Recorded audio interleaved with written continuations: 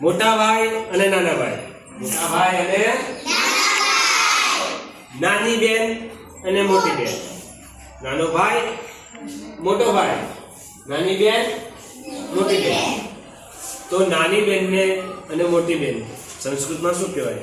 અને મોટા ભાઈ અને નાના ભાઈને સંસ્કૃતમાં શું કહેવાય? તો સરસ મજાનું આપણે જાણીએ.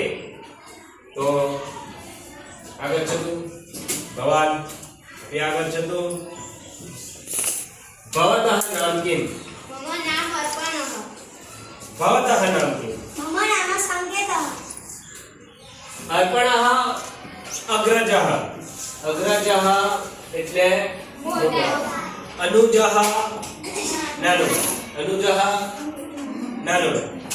અગ્રજઃ અનુજઃ. તો ચાલો આપણે જોઈએ એક સરસ મજાનું સમજવા માટે મોટા ભાઈને અને નાના ભાઈ એક કવિને.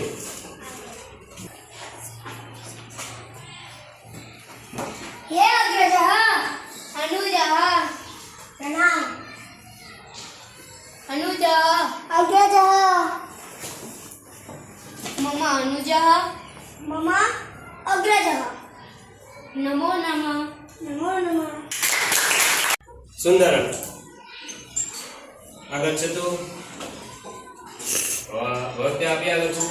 ભવત્યા નામ કિમ? मम नाम छाया.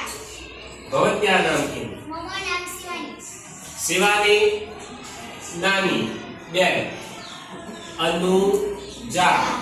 અનુજા એટલે નાની. મોટી બેનને શું કહેવાય? अग्रजा. અગ્રજા એટલે મોટી બેન. છાયા મોટી બેન છે, શિવાની નાની બેન. છાયા એ અગ્રજા છે. કોની? શિવાની. શિવાનીની અનુજા એટલે શિવાની શું છે? અનુજા. છાયાની નાની બેન કોણ? शिवानी. તો નાની બેનને શું કહેવાય? अनुजा. મોટી બેનને ચાલો ફરીથી એકવાર અભિનય જોઈએ.